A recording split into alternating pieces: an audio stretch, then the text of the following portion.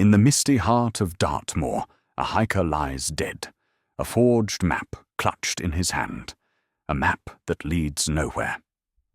Hercule Poirot, the master of mystery, steps into the shadows of this wild land to unravel a deadly secret.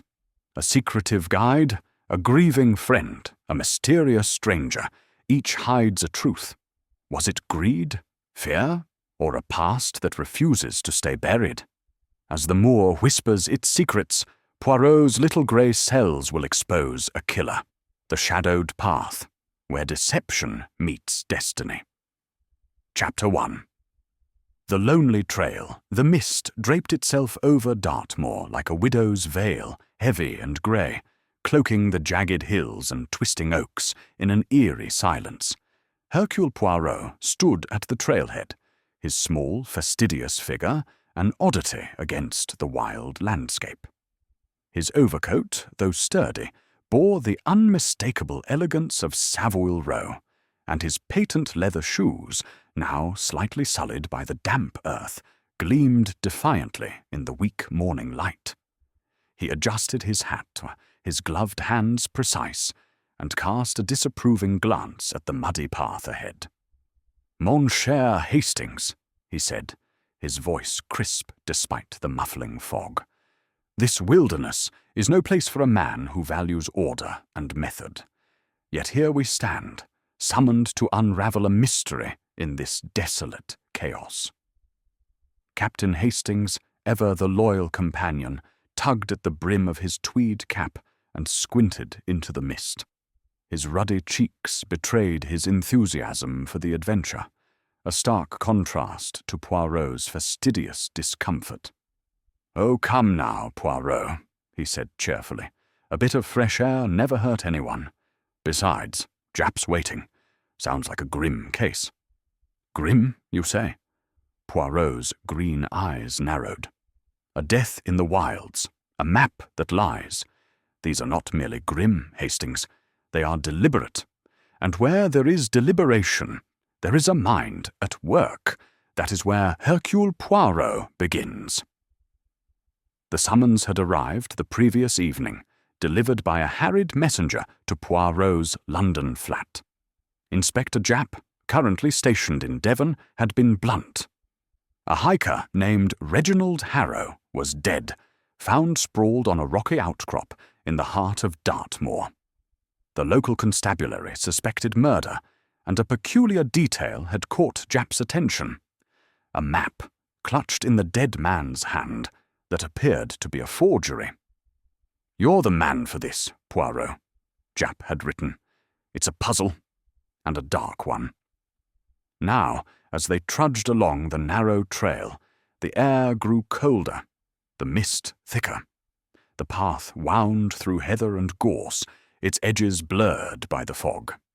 Hastings, striding ahead, pointed to a faint glow in the distance. "There's the encampment, Poirot. Japs set up near the site."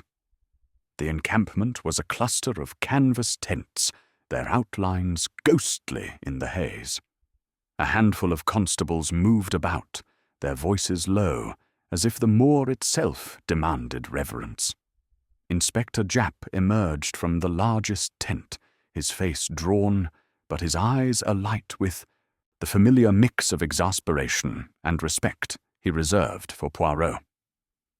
"Morning, Poirot. Hastings," Japp said, rubbing his hands against the chill. "Sorry to drag you out to this god-forsaken place. Nasty business, this. Reginald Harrow, 42, found dead yesterday afternoon, skull fractured, likely by a heavy blow. No weapon, no witnesses, except for this." He produced an evidence bag, inside which lay a folded map, its edges frayed and stained. "It's a fake. The paths it shows, pure fiction. Leads to nowhere but cliffs and bogs." Poirot took the bag, holding it up to the dim light. His fingers, though gloved, traced the air above the map, as if coaxing secrets from its creases. "A map that leads nowhere," he mused, "is a map that conceals a destination. Tell me, Inspector, where was Monsieur Harrow found?" Japp gestured toward a rocky rise beyond the camp. Up there, about a mile out. He was alone, or so the others claim. 3 people we're looking at. Thomas Blake, the guide who led Harrow's group, Emily Carver, his friend, and a fellow named Victor Lang, spotted lurking nearby the evening before. 3 suspects, Poirot said, his moustache twitching slightly. And each, no doubt, with a story to tell. Their alibis, they are sound? Japp snorted.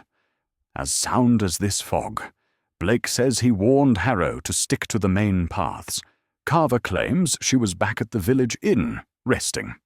Lang, well, he's a queer one. Says he's a botanist, but he's cagey.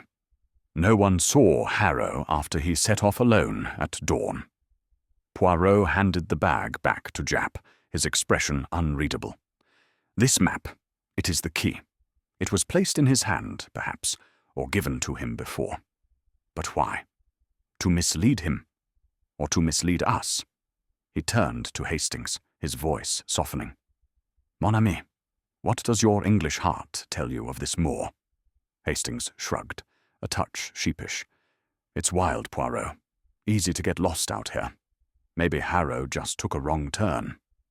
Poirot's eyes gleamed. A wrong turn, Hastings? Non, non. A man does not die by accident with a forged map in his grasp. There is intention here, and intention is the thread we shall follow. He glanced at the trail, its path vanishing into the mist. Come, let us see where Monsieur Harrow met his end. The more it speaks, if one knows how to listen. As they set off toward the rocky outcrop, Poirot's mind was already at work, sifting through the fragments of the puzzle. A forged map, a solitary death, 3 strangers with secrets. This was a case for the little grey cells, and they were already stirring. Chapter 2. The 3 Suspects. The mist over Dartmoor had thickened by the time Hercule Poirot and Captain Hastings reached the encampment proper, a cluster of drab canvas tents pitched on a patch of uneven ground. The air was damp, carrying the faint scent of peat and heather, and the low murmur of constables' voices mingled with the occasional cry of a distant curlew. Poirot, his overcoat now speckled with moisture, surveyed the scene with a fastidious eye, his small, neat figure a stark contrast to the rugged surroundings. His gloved hands clasped behind his back, he moved with the deliberate precision of a man who preferred polished floors to muddy trails. Mon ami, he said to Hastings, his voice low, but carrying that unmistakable note of authority. Observe the chaos of this place. The moor, it is wild, untamed, yet within this disorder lies a pattern of human intent. We must find it. Hastings, ever the optimist, adjusted his cap and gave a brisk nod. Right you are, Poirot. Japp's got his hands full, hasn't he? 3 suspects already, and not a clear lead among them. Shall we meet them now? Oui, Hastings. The suspects. They are the pieces of this puzzle. Each will reveal something, whether they intend to or not. The little grey cells, they are ready. Poirot's moustache twitched, a sign Hastings knew well. The great detective was already weaving a web of observation and deduction. Inspector Japp emerged from a tent, his face etched with the weariness of a man grappling with an uncooperative case. He waved them over, his boots squelching in the mud. Poirot, Hastings, good of you to come so quickly. This business is as murky as the fog out there. We've got 3 people detained, and I'll wager one of them knows more than they're letting on. He led them to a larger tent, its interior lit by a single lantern that cast flickering shadows on the canvas walls. 3 figures sat within, each in their own corner, their postures as telling as any spoken word. Poirot's eyes darted from one to the next, cataloguing every detail with the precision of a watchmaker. The first, Thomas Blake, was a wiry man in his late 40s, his face weathered by years of exposure to the elements. His hands, calloused and scarred, rested on his knees, but there was a tension in his fingers, as if they longed to grip something, or someone. His eyes, a pale grey, met Poirot's with a defiance that bordered on belligerence. He wore a faded jacket, patched at the elbows, and his boots were caked with the same red-brown mud that clung to the moor. The second, Emily Carver, sat with her hands folded in her lap, her slender frame wrapped in a woolen shawl. Her face was pale, her eyes red-rimmed from crying, and her dark hair, though neatly pinned, showed signs of disarray, as if she had run her hands through it in distress. She clutched a handkerchief, its edges frayed from nervous twisting, and her gaze flickered toward the tent's entrance, as if expecting rescue or accusation. The third, Victor Lang, leaned against a tent pole, his lean frame relaxed yet alert, like a cat watching a room full of mice. His sharp features were accentuated by the lantern's glow, and his eyes, dark and unreadable, seemed to take in everything without giving anything away. His coat was well cut but worn, suggesting a man who had once known better days, and his hands, resting casually in his pockets, bore no trace of the moor's mud. Japp cleared his throat. Right then, this is Thomas Blake, the guide who led Harrow's hiking party. No, Miss Emily Carver, Harrow's friend and fellow hiker, and Victor Lang, a stranger who was seen near the trail the evening before Harrow's death. We've got questions for all of them, but they're not exactly forthcoming. Poirot inclined his head, his expression one of polite curiosity. Monsieur Blake, Mademoiselle Carver, Monsieur Lang, bonjour. I am Hercule Poirot, and this is my associate, Captain Hastings. We are here to uncover the truth of Monsieur Harrow's unfortunate end. You will assist us, I am sure, by speaking plainly. Blake snorted, crossing his arms. Plainly, I've said all there is to say. Harrow was a fool, wandering off alone. I told him the moor's no place for amateurs. He wouldn't listen. Emily Carver's voice trembled as she spoke, her eyes fixed on her handkerchief. Reginald was no fool. He loved these hills. He was my oldest friend. I can't believe he's gone. Her voice broke, and she pressed the handkerchief to her lips. Victor Lang's lips curled into a faint, sardonic smile. I'm just a passer-by, Mr. Poirot. Never met Harrow, never spoke to him. I was on the moor for my own reasons. Wrong place, wrong time, that's all. Poirot's eyes gleamed, his gaze moving from one to the next. Monsieur Lang, in my experience, no one is ever in the wrong place by accident, but we shall come to that. First, let us establish the facts. Inspector, if you please. Japp nodded, pulling a notebook from his pocket. Reginald Harrow, 42, found dead yesterday afternoon on a rocky outcrop about a mile from here. Cause of death, a fractured skull, likely from a heavy blow. No murder weapon found, but we're thinking a rock or something similar. No fingerprints, no clear tracks. The moor's too wet and churned up. The only solid clue is that map in his hand. Forged, as I said. Paths that don't exist. Landmarks all wrong. Poirot's fingers tapped lightly against his chin. And the time of death. Coroner puts it between 8 and 10 in the morning, Japp replied. Harrow set out alone at dawn, according to Miss Carver and Blake.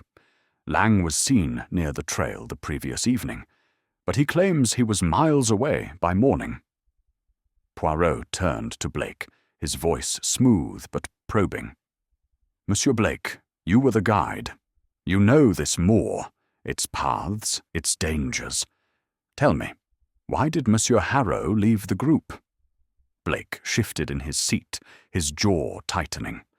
Like I said, he was stubborn, kept asking about old paths, ones not on the usual maps.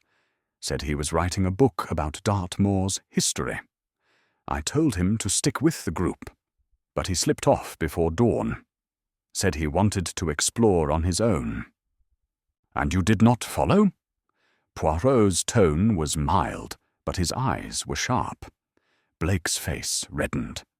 "I've got a group to manage, haven't I? Can't chase after every fool who thinks he knows better than the guide." Poirot nodded, as if satisfied, though Hastings knew better. The detective's mind was already sifting through Blake's words, searching for the crack in his story. Poirot turned to Emily Carver, his expression softening. "Mademoiselle, you are Monsieur Harrow's friend. Tell me about him. His character, his purpose here." Emily's hands trembled as she spoke, her voice barely above a whisper. Reginald was passionate. He loved history, stories, the secrets of places like this. He'd been planning this trip for months, reading old books, studying maps. He said Dartmoor had mysteries waiting to be uncovered. I should have gone with him that morning, but I was tired. I stayed at the inn.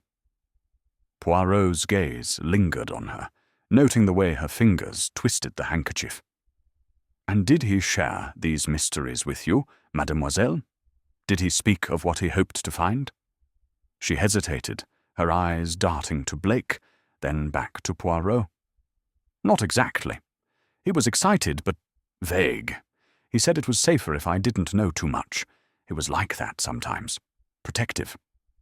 "Protective," Poirot repeated, as if tasting the word. "Or perhaps cautious. We shall see." He turned to Victor Lang, who had remained silent, his sharp eyes watching the exchange. "And you, monsieur?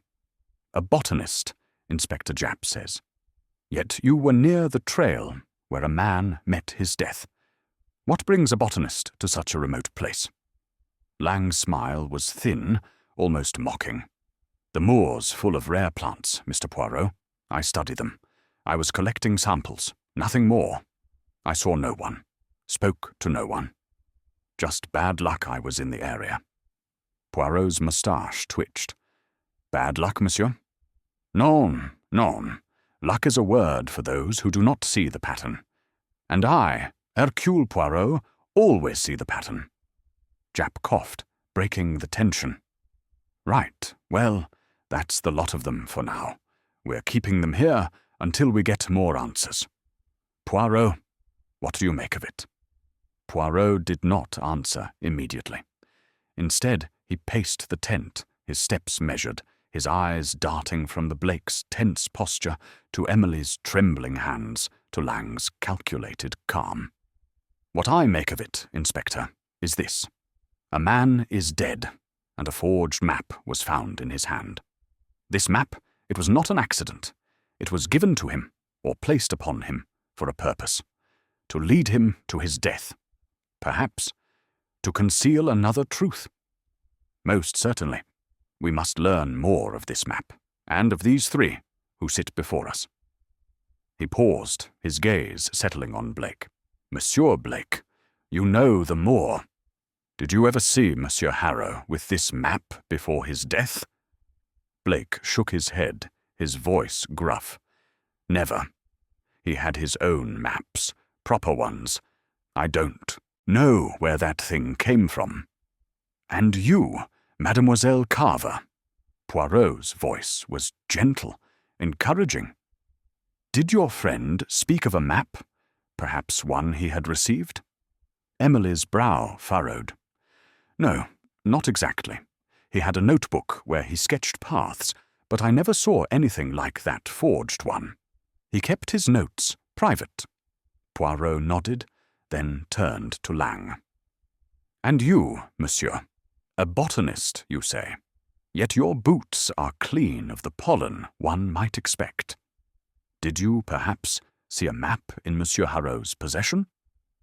Lang's eyes narrowed, but his voice remained steady. "I told you, I never met the man. I don't know anything about his maps or his plans." Poirot smiled, a small, knowing smile. "Very well. For now we shall leave it there.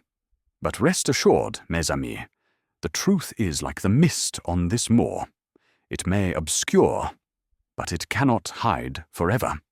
As Japp led the suspects back to their respective tents, Hastings leaned close to Poirot. "What do you think, old chap? Blake's got a temper, hasn't he? And that Lang fellow, too smooth by half." Poirot's eyes gleamed. "They all have their secrets, Hastings. Blake, he knows the moor too well to be innocent of all knowledge. Mademoiselle Carver, her grief is real, but is it all she feels? And Monsieur Lang, his calm, it is the calm of a man who has prepared his story. We must watch them, mon ami, and we must study this map." They stepped out into the mist, which had begun to thin, revealing the stark beauty of the moor. Poirot paused, his gaze sweeping the horizon. "This place, it is full of shadows. But shadows, Hastings, are cast by something solid. We shall find it." The detective's words hung in the air, as certain and unyielding as the rocks of Dartmoor itself. The puzzle was only beginning, but Poirot's mind was already at work, piecing together the fragments of a crime that was as deliberate as it was deadly. Chapter 3. The Forged Map. The interior of the command tent was dim, the single lantern casting a feeble glow across the rough canvas walls. Hercule Poirot sat at a folding table, his gloved hands poised over the evidence bag containing the forged map, as if it were a sacred relic demanding reverence. The air was heavy with the scent of damp wool and paraffin, and outside the Dartmoor mist had begun to lift, revealing a landscape of stark, brooding beauty. Captain Hastings stood by the tent's entrance, peering out at the shifting shadows, while Inspector Japp paced restlessly, his notebook clutched like a talisman against the uncertainty of the case. "Mon ami," Poirot said, his voice a quiet blade cutting through the tension. "This map is no mere piece of paper. It is a confession, a deception, a key. We must unlock its secrets." Hastings turned, his brow furrowed. "A key, Poirot? It's a fake. Japp said so. Paths that don't exist, landmarks all wrong. How can it lead us anywhere?" Poirot's eyes gleamed, his moustache twitching with the faintest hint of a smile. "Precisely, Hastings. A map that lies so boldly does not exist for no reason. It was crafted with care, with intent, to mislead Monsieur Harrow, perhaps, or to mislead those who would follow his fate. We must understand its maker to understand its purpose." Japp stopped pacing and leaned over the table, his face etched with frustration. "We've had the local surveyors look at it, Poirot. Every path on this thing leads to nowhere. Cliffs, bogs, ravines that don't match any known routes. It's as if someone drew it to send Harrow to his death." Poirot lifted the evidence bag, holding it to the lantern's light. The map, though worn at the edges, was meticulously drawn, its lines inked with precision. Yet, as Japp had said, the paths were fantastical, weaving through impossible terrain. A river was marked where none flowed. A hill was placed where only flat moorland stretched. Poirot's fingers, though separated by the plastic, traced the contours as if coaxing the paper to speak. "Observe," he said, his voice soft but commanding. "The ink, it is fresh, not faded. The paper, though creased, is not brittle. This map was made recently, perhaps for Monsieur Harrow alone. And see here." He pointed to a faint smudge near the corner, barely visible in the dim light. A fingerprint, perhaps, or the trace of a hand. Not Harrow's, I wager, for his hands were clean of ink when found. Japp squinted at the smudge. "Could be nothing, Poirot.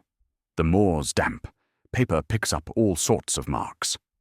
"Non, non, Inspector. In the hands of Hercule Poirot, nothing is nothing. This smudge, it tells us the map was handled by another, perhaps in haste, perhaps in secrecy. We must have it examined. But first, let us consider the map's purpose. Why give a man a false path?" Hastings rubbed his chin, his enthusiasm tempered by puzzlement. "To get him lost, I suppose. If Harrow wandered off into a bog or over a cliff, it could look like an accident. But that doesn't explain the blow to his head." "Précisément," Poirot said, leaning back in his chair, his eyes half closed as if consulting an inner vision.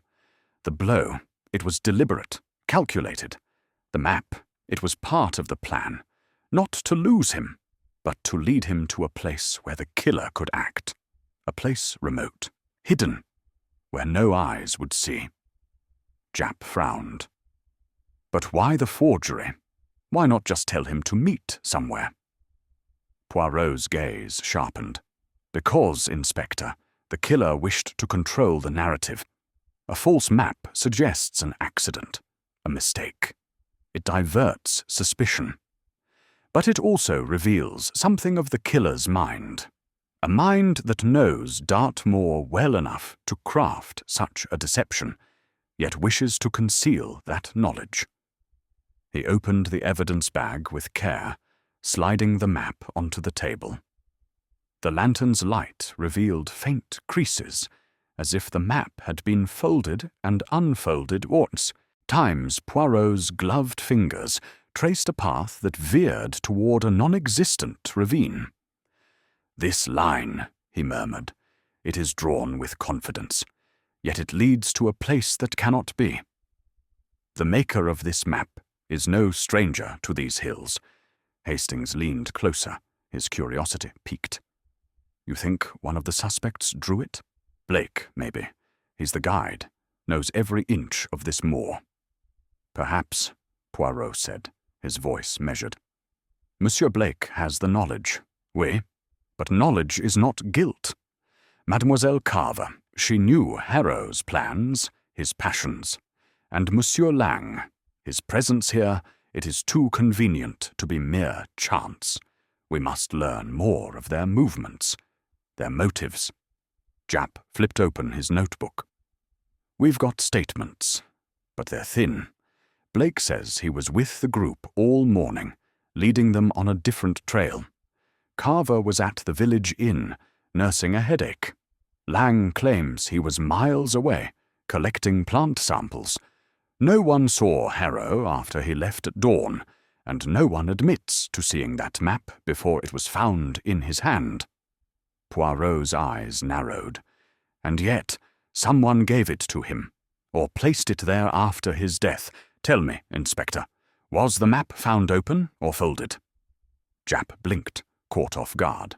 "Folded, I think. Yes, folded tight, clutched in his hand." "Clutched," Poirot repeated, his voice soft, but heavy with meaning. "A man who falls, who is struck, does not clutch a map so neatly. It was placed, I think, after the blow, to tell a story of a lost hiker, misled by a false path. But the story is a lie, and lies, they always betray their teller." Hastings shivered, though the tent was warm. "It's eerie, Poirot. A map that leads to death, placed in a dead man's hand. Who would go to such lengths?" "Someone with much to hide," Poirot replied. "Someone who fears what Monsieur Harrow knew, or what he sought. Tell me, Inspector, what do we know of Harrow's purpose here? His friend, Mademoiselle Carver, spoke of his passion for Dartmoor's history. Did he leave any clues? Japp nodded, producing a small leather-bound notebook from another evidence bag. This was in Harrow's rucksack, found near the body. It's full of notes, sketches of paths, references to old books, even some local legends. He was researching smuggling routes, from what I can tell. Keeps mentioning the hidden way and the Moor's secret. Poirot took the notebook, his fingers delicate as he turned the pages. The handwriting was neat, almost obsessive, with detailed drawings of untors and streams, interspersed with cryptic phrases. "The hidden way," Poirot read aloud, his voice a murmur. "And here, the key lies in the stones." Most intriguing, Monsieur Harrow was no idle hiker. He was hunting something, a secret perhaps, that cost him his life. He closed the notebook and handed it back to Japp. This must be studied further. The map, the notebook, they are two sides of the same coin. One lies, the other seeks truth. Together, they will lead us to the killer. Hastings, ever practical, ventured a question. "But what about the suspects, Poirot? Shouldn't we press them harder? Blake's got the knowledge to draw that map, and Lang's storyums about being a botanist. It's flimsy, isn't it?" Poirot's smile was enigmatic. "Patience, mon ami. To press too hard is to make the quarry bolt. We must observe. We must listen. Each suspect, they carry their guilt or innocence in their words, their gestures.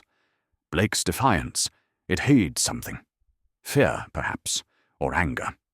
Mademoiselle Carver's grief, it is genuine. But is it only grief?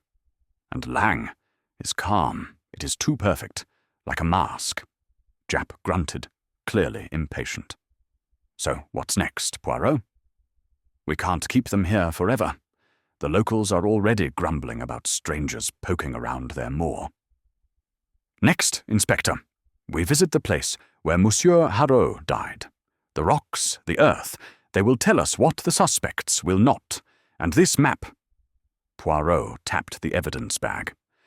"It will be examined by an expert. The smudge, the ink, the paper itself. They will speak." He rose, adjusting his coat with a fastidious tug. "Come, Hastings, Inspector. The moor awaits, and Hercule Poirot does not keep the truth waiting." As they stepped out into the thinning mist, the landscape seemed to shift, the tors looming like silent sentinels. Poirot's mind was already at work, piecing together the fragments of a puzzle that was as intricate as it was deadly. The forged map, with its false paths and hidden truths, was the first thread in a tapestry of deception, and Poirot was determined to unravel it. Chapter 4. The Guide's Tale. The village inn, a low, stone-built structure with a sagging roof, stood at the edge of the moor like a weary sentinel. Its windows glowed faintly in the late afternoon light, casting patches of warmth against the encroaching chill of Dartmoor. Inside, the air was thick with the scent of wood smoke and ale, and a handful of locals sat in quiet clusters, their eyes flickering with curiosity toward the newcomers. Hercule Poirot, seated at a corner table, sipped a tisane with an air of fastidious distaste, his polished demeanour as out of place as a diamond in a coal scuttle. Captain Hastings, more at ease, nursed a pint of stout, while Inspector Japp, ever practical, reviewed his notes under the dim glow of a lamp. "Mon ami," Poirot said, his voice low but precise, "this inn, it is the heart of the village, and the village, it is the heart of the moor. Here secrets are whispered, and truths are buried. We must dig, Hastings, with care." Hastings nodded, though his expression betrayed a touch of impatience. "Right. But Blake's our man to start with, isn't he? He's the guide, knows every path. If anyone could draw that forged map, it's him." Poirot's eyes gleamed, his moustache twitching slightly. "Perhaps, Hastings, but knowledge is not guilt. Monsieur Blake, he is a man of the moor, yes, but what does he hide beneath his rough exterior? We shall see." Japp looked up from his notes. "I've sent for Blake. He's coming from the encampment. Says he's had enough of our questions, but he'll talk. Mind you, he's a prickly sort, doesn't take kindly to being suspected." "Prickly or not," Poirot replied, "he will speak, and his words, they will reveal more than he intends. The little grey cells, they are attentive." A heavy tread at the door announced Thomas Blake's arrival. He entered with the gait of a man accustomed to open spaces, his weathered jacket hanging loosely on his wiry frame.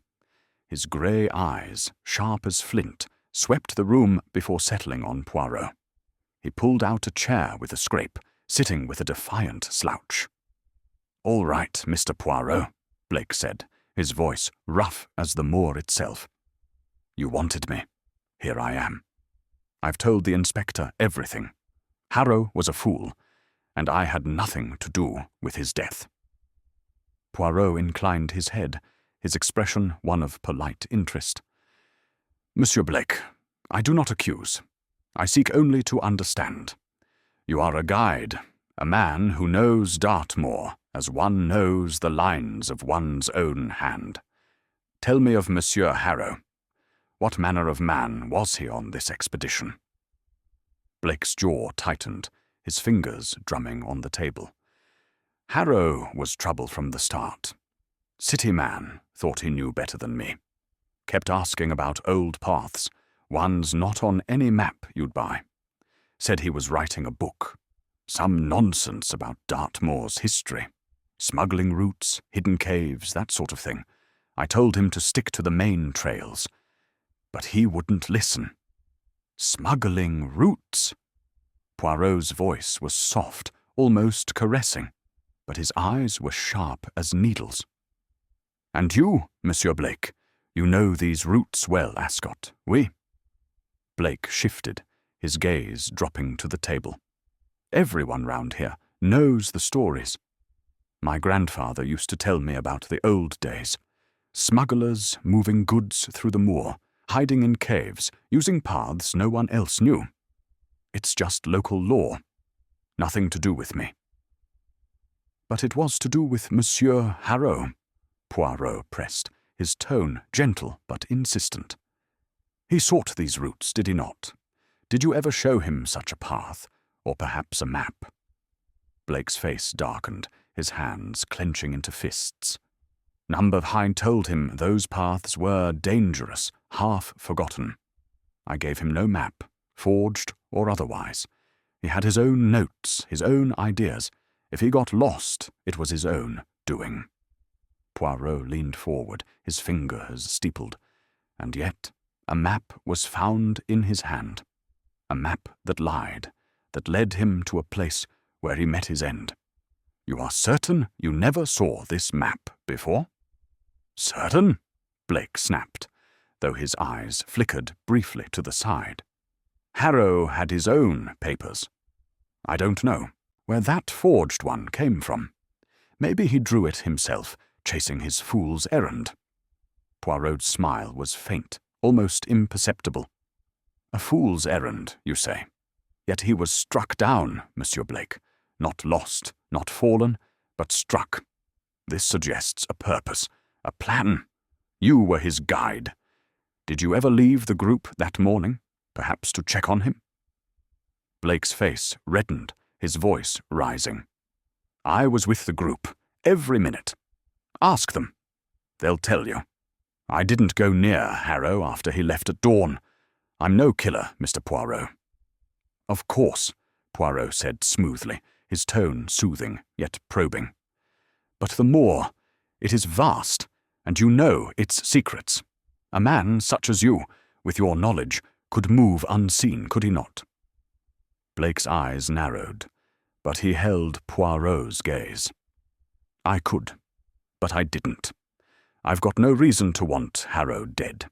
He was just another client, paying for my time. His questions annoyed me, sure, but that's no cause to crack a man's skull." Poirot nodded, as if satisfied, though his mind was far from settled. He turned to Japp. "Inspector, have you spoken to the other members of the hiking group? Can they confirm Monsieur Blake's presence?" Japp nodded. "Most of them say Blake was with them, leading the way. A couple thought he stepped away briefly, checking the trail ahead, he said. Nothing unusual for a guide, but it leaves a gap." "A gap," Poirot murmured, his eyes half closed. "In time, in truth, we shall explore it." He turned back to Blake, his voice now deceptively mild. "Tell me, Monsieur Blake, these smuggling routes, do they still exist? Are there places on this moor where a man might hide something of value, something he would not wish others to find?" Blake's fingers stilled, his posture stiffening. "The old routes are gone, mostly. Overgrown, forgotten. Some caves still stand, but they're dangerous, unstable, easy to miss. No one uses them anymore." "No one?" Poirot's eyebrow arched. "Yet Monsieur Harrow sought them. Perhaps he found something, or someone, who did not wish to be found." Blake stood abruptly, his chair scraping against the floor. "I've answered your questions.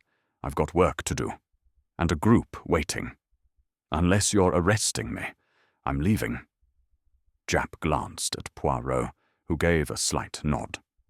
"You're free to go, Blake," Japp said. "But don't leave the village. We'll need you again." Blake stormed out, the door swinging shut behind him. Hastings leaned forward, his voice low. "He's hiding something, Poirot. Did you see how he flinched when you mentioned the smuggling routes?" "Oui, Hastings," Poirot replied, his gaze distant. "Monsieur Blake is a man of the moor, and the moor, it keeps its secrets close.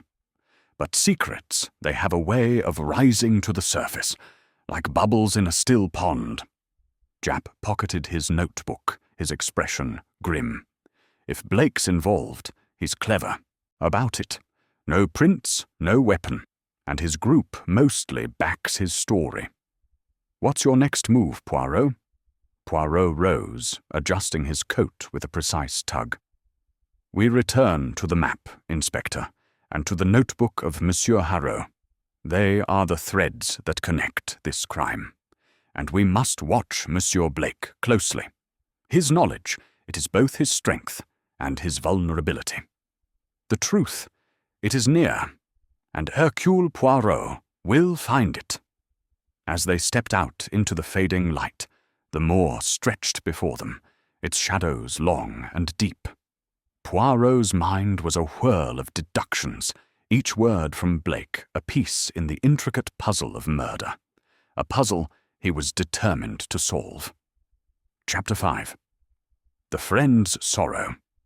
The village inn, with its low ceilings and smoky air, seemed to close in around Hercule Poirot as he entered the small parlour where Emily Carver awaited. The room was modest, its walls adorned with faded prints of Dartmoor's tors, and a single window let in the pale, late afternoon light, casting long shadows across the worn floorboards. Poirot, his overcoat meticulously brushed despite the moor's clinging mud, sat opposite Emily, his posture as precise as ever. Captain Hastings stood by the fireplace, warming his hands, his face a mixture of sympathy and curiosity. Inspector Japp, ever the pragmatist, lingered near the door, his notebook at the ready. "Mademoiselle Carver," Poirot began, his voice gentle, yet laced with an undercurrent of purpose. "You have my deepest sympathies for the loss of your friend. But to find the truth of Monsieur Harrow's death, we must speak plainly. You will help Hercule Poirot, oui?" Emily Carver, Her slender frame, wrapped in a grey shawl, sat with her hands clasped tightly in her lap. Her face, pale and drawn, bore the marks of sleepless nights, and her dark eyes, though red from weeping, held a flicker of resolve. She nodded slowly, her voice barely above a whisper. "I'll try, Mr. Poirot. Reginald was like family to me. I want to know why this happened." Poirot's gaze softened, but his eyes missed nothing. The slight tremble in her fingers, the way her shawl slipped as she shifted, revealing a delicate silver bracelet engraved with initials. "Tell me, mademoiselle, of your friendship with Monsieur Harrow. How long had you known him, and what brought you both to this wild place?" Emily's lips quivered, and she drew a shaky breath. "We met at university, nearly 20 years ago. Reginald was studying history, always buried in books about old places, forgotten stories. I was in literature, but we bonded over our love of the past. He'd talk for hours about Dartmoor's legends, smugglers, hidden treasures, ancient paths. This trip was his idea. He said it would be an adventure, a chance to uncover something real." Hastings, ever the romantic, leaned forward. "Sounds like a fine chap, Miss Carver. What was he hoping to find out here?" Emily's eyes darted to the window, as if seeking escape in the moor beyond. He was vague about it, even with me. He'd been reading old journals, letters from the 18th century, about smuggling routes that ran through Dartmoor. He kept saying he'd found a clue, something about a hidden way that no one had mapped in centuries. He was so excited, but cautious. He wouldn't tell me everything. Poirot's fingers steepled, his expression one of quiet intensity. "Cautious, mademoiselle? Why do you think? Did he keep his discoveries from you? His oldest friend?" She hesitated, her fingers twisting the edge of her shawl. "He said it was safer that way. Reginald could be protective. He didn't want me involved if things got dangerous. I thought he was being dramatic, but now—" Her voice broke, and she pressed a hand to her mouth, stifling a sob. Jap, his patience thinning, interjected. "Did he show you any maps, Miss Carver? Anything like the one we found in his hand?" Emily shook her head, her eyes glistening. "No, not that one. He had a notebook where he sketched paths, copied bits from old documents. But the map you showed me, it's nothing like his work. His sketches were messy, full of notes in the margins. That forged map was too neat, too deliberate." Poirot's moustache twitched, a sign of his mind at work. "Deliberate, oui. And this notebook, mademoiselle, do you know where it is now?" Jap answered for her, holding up the evidence bag containing Harrow's leather-bound notebook. "Found it in his rucksack, near the body. Full of drawings and cryptic notes, like you said. We're still going through it." Poirot took the notebook, handling it with the care of an archivist. He opened it to a page marked with a sketch of a tor, its outline jagged against a penciled horizon. Beside it, in Harrow's precise hand, were the words, "The stones guard the way." Poirot's eyes narrowed. "Most curious. Monsieur Harrow was not merely hiking, mademoiselle. He was hunting a secret, one he believed lay hidden in this moor." Emily nodded, her voice barely audible. "He was obsessed with it. The night before he died, he was up late, writing in that notebook. I saw him through the window of his room here at the inn. He looked worried." "Worried?" Poirot's voice was sharp now, though still gentle. "Did he speak to anyone that night? Did anyone come to him?" Emily frowned, her brow creasing as she tried to recall. "I don't think so. He was alone when I checked on him around 9. I offered to sit with him, but he said he needed to work. I went to bed after that." Hastings, his sympathy stirred, ventured a question. "Miss Carver, you didn't go with him that morning. Why not? You were such close friends." Her face crumpled, and she buried it in her hands. "I was tired. We'd hiked all day before, and I had a headache. Reginald insisted I rest, said he'd be fine on his own for a few hours. If I'd gone with him, maybe." Her voice trailed off, choked by grief. Poirot's expression remained composed, but his eyes were keen, noting the bracelet again, its initials glinting faintly. "Mademoiselle, this bracelet, it is yours?" She glanced down, startled, as if she'd forgotten she wore it. "Yes, it was a gift from Reginald years ago. Our initials, R&E. He gave it to me after we graduated. Said it was a reminder of our friendship." "A touching gesture," Poirot said, though his tone suggested he was filing the detail away for later scrutiny. "And tell me, did Monsieur Harrow ever mention Thomas Blake, the guide, in connection with his research? Or perhaps Victor Lang, the stranger?" Emily shook her head, her voice steadier now. "Not really. He spoke to Blake a few times, asking about old paths, but Blake was gruff, dismissive. Reginald said he didn't trust him much. As for Mr. Lang, I don't think Reginald ever met him. I only saw Lang once, the evening before, walking near the trailhead. He kept to himself." Poirot nodded, his mind turning over her words like pieces of a mosaic. "And this research of Monsieur Harrow's, did he share it with anyone else in the hiking group?" "No," Emily said firmly. "He was private about it. He talked to me about his ideas in general, but the details, he kept those in his notebook. He said he didn't want to bore anyone, or risk someone stealing his work." "Stealing," Poirot repeated softly, his eyes half closed, or perhaps exposing. "Merci, mademoiselle. You have been most helpful. We will speak again, I am sure." As Emily rose, her shawl slipping further, Poirot's gaze lingered on her, noting the way she clutched the bracelet, as if it anchored her to a past now shattered. She left the parlour, her steps slow and heavy, and Japp closed the door behind her. "Well, Poirot," Japp said, flipping open his notebook, "she's grieving, no doubt about it. But is she telling us everything?" Poirot's smile was enigmatic. "Mademoiselle Carver, she is sincere in her sorrow, but sincerity, it can conceal as much as it reveals. Her friend was cautious, protective, yet he left her behind that morning. Why? And this bracelet, it is a symbol, oui, but of what? Friendship, or something deeper?" Hastings frowned, puzzled.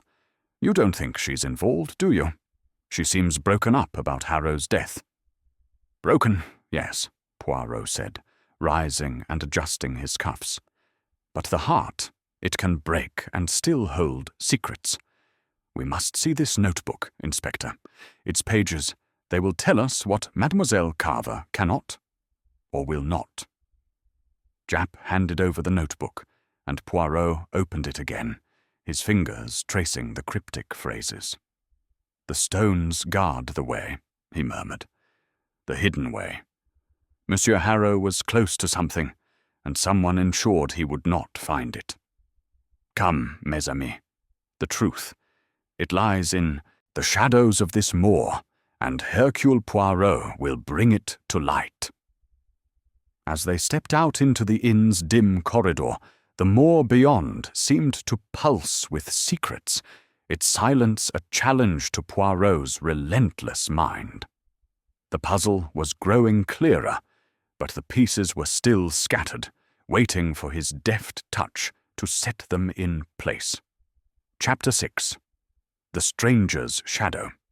The Dartmoor afternoon had settled into a restless calm, the mist now a faint veil clinging to the hollows of the moor. The trailhead, where the hiking party had last seen Reginald Harrow alive, was a place of stark contrasts, jagged rocks jutting from soft heather, the silence broken only by the occasional rustle of wind through gorse.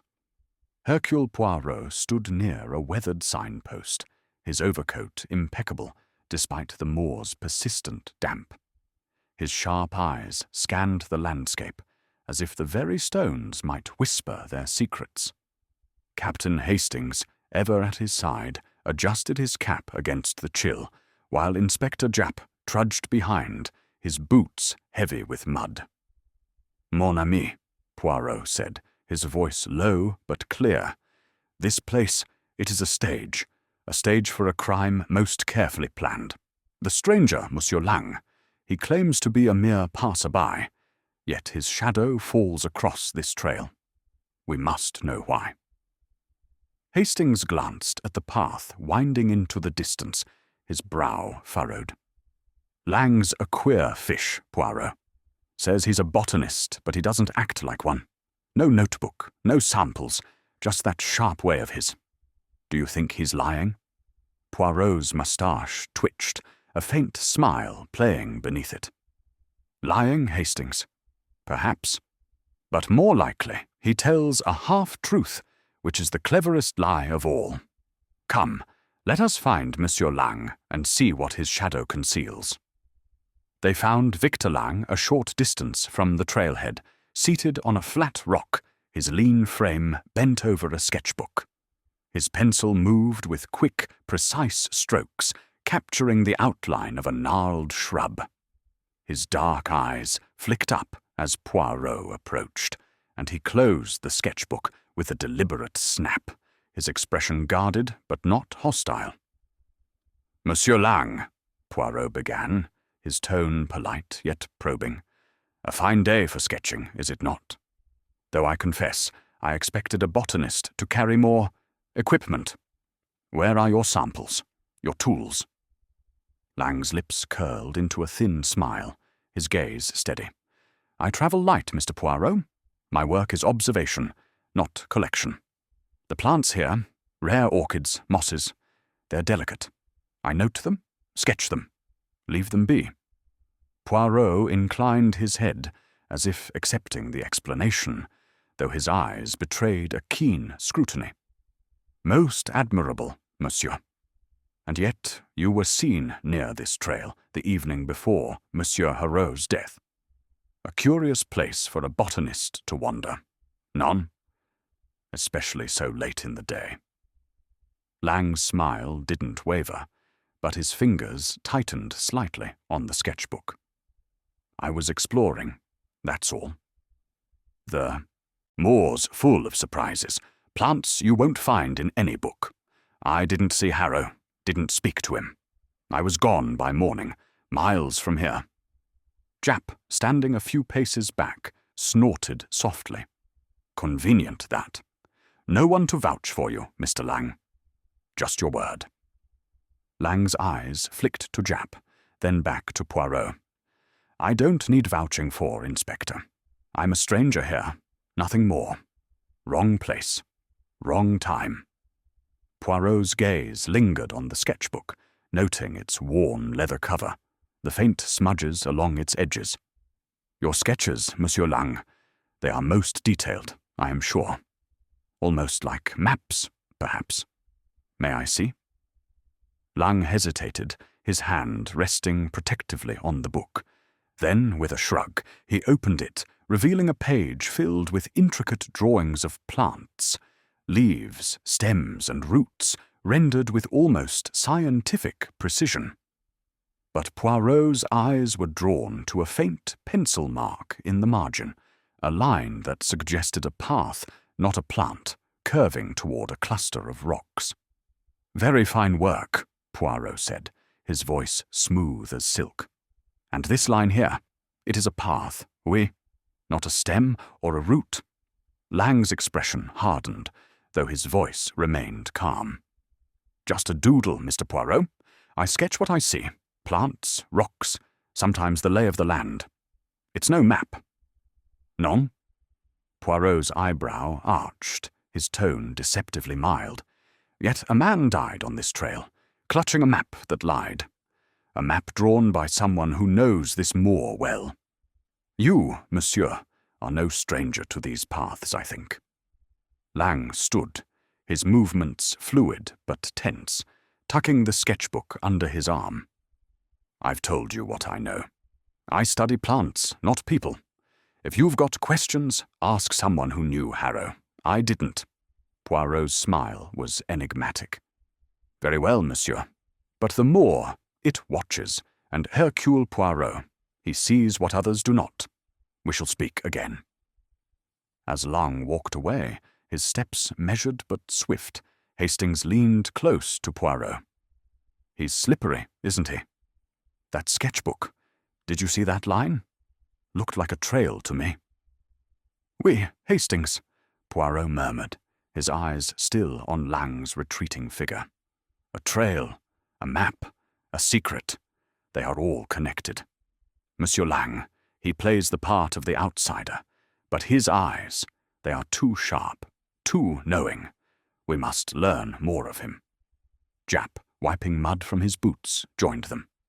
"He's a cool customer, I'll give him that. No record on him, though. Just a name and a vague story about studying plants. I've got men checking his background, but it's slow going out here." Poirot nodded, his gaze drifting to the trail where Harrow had last been seen. "Slow, yes, but the truth, it waits for no one. Let us walk this path, Inspector, to the place where Monsieur Harrow fell. The ground, it will tell us what Monsieur Lang will not." They set off along the trail, the heather brushing against their legs, the air sharp with the scent of earth and stone. The rocky outcrop where Harrow's body had been found loomed ahead, its jagged silhouette stark against the fading light. Poirot moved with surprising agility, his eyes scanning every detail, the scuff of a boot in the mud, a broken twig, a stone slightly askew. At the outcrop, Japp pointed to a patch of disturbed earth, now marked by police tape.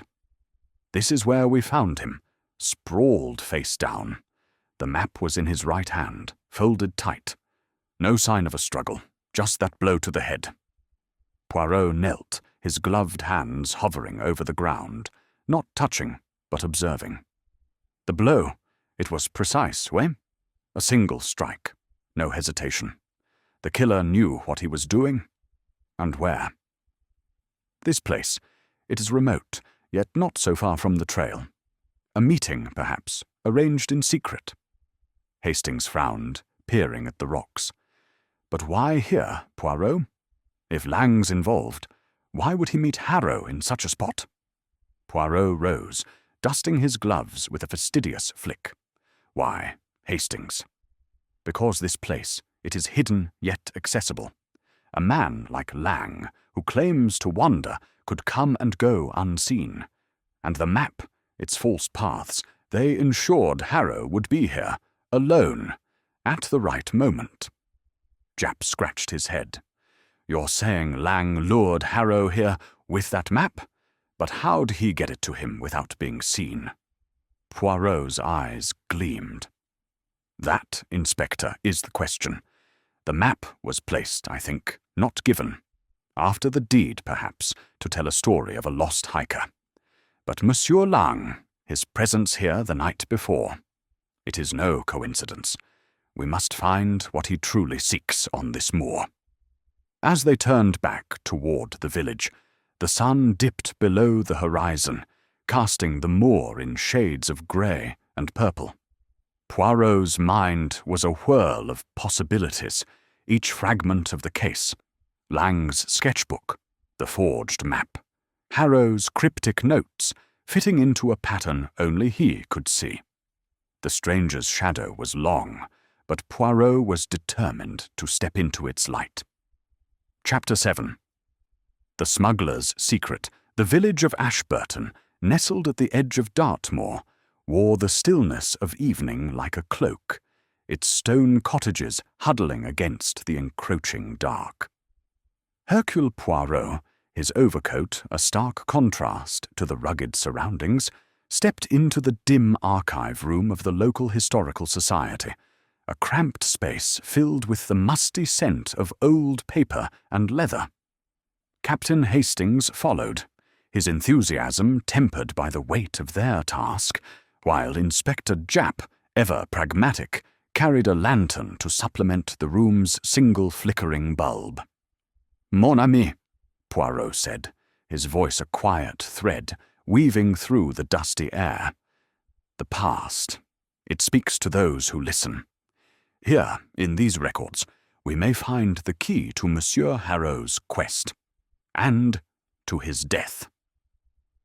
Hastings glanced at the shelves, stacked with ledgers and maps, yellowed by time. "You think Harrow's research led him to something dangerous, Poirot? Those smuggling routes he was chasing, could they still matter?" Poirot's eyes gleamed, his moustache twitching with a hint of anticipation. "Précisément, Hastings. A man does not die for idle curiosity. Monsieur Harrow sought a secret, and that secret, it is tied to this moor, and to one who wished it to remain hidden." Japp set the lantern on a table, its light casting long shadows across the room. "We've got Harrow's notebook, full of his scribbles about smuggling paths and hidden ways. But these are old stories, Poirot, centuries old. Why would anyone kill over them now?" Poirot's fingers brushed the edge of a leather-bound volume, his touch reverent yet purposeful. "The past, Inspector, it lingers like the mist on this moor. Smuggling, it is not merely a tale of old. It is a craft, a tradition, and traditions, they have heirs. Let us see what these records reveal." The archivist, a stooped woman with wire-rimmed glasses, had been persuaded by Japp's badge to grant them access after hours. She hovered near the door, her eyes wary as Poirot began pulling volumes from the shelves. The records were a treasure trove of Dartmoor's history, land deeds, court documents, and faded maps detailing the moor's labyrinthine paths.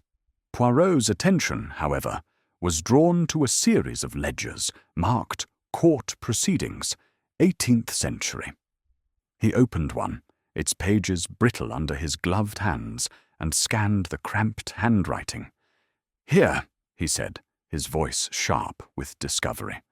"A trial, dated 1763.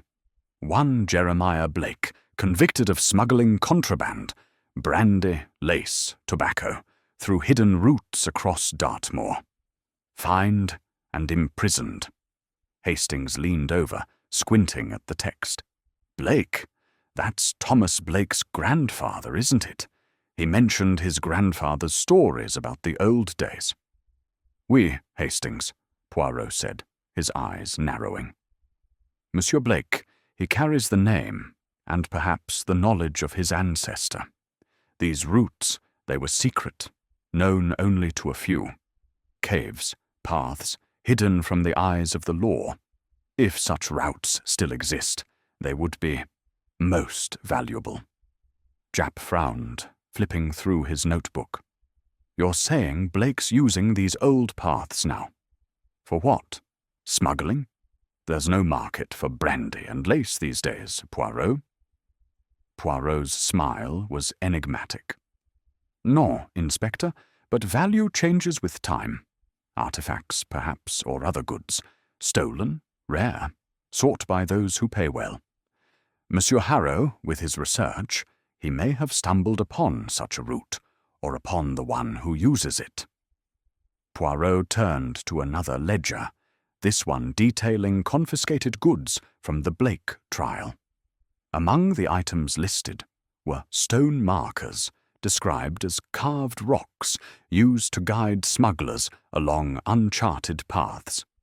He paused, his finger tracing a phrase, The stones guard the way. It matched the cryptic note in Harrow's notebook. "Regardez," Poirot said, his voice low but urgent. The same words. Monsieur Harrow found this phrase, or something like it, in his research. He was not chasing myths, mes amis. He was close to a truth someone wished to keep buried. Hastings shivered, though the room was warm. It's eerie, Poirot. If Blake's grandfather knew these routes, Thomas Blake surely does too. Could he be smuggling something now, using the same paths? Poirot closed the ledger, his expression one of quiet determination. It is possible, Hastings. Monsieur Blake, he is a man of the moor, its secrets woven into his blood.